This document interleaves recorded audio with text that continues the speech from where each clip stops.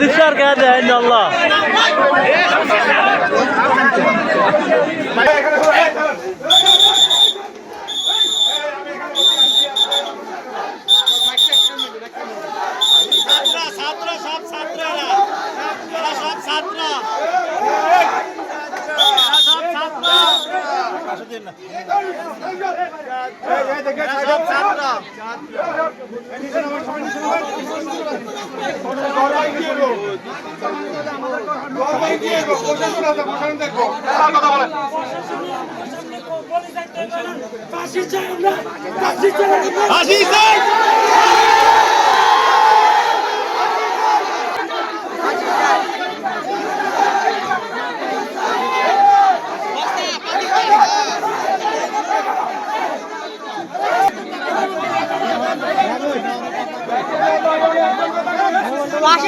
করেছি যখন এই বাচ্চার মা সন্দেহ করলো যে এই ফ্যামিলি এই ঘটনা ঘটিয়েছে, তখন কিন্তু আমরা সাথে সাথেই এদেরকে অ্যারেস্ট করেছি এবং মামলা নিয়েছি।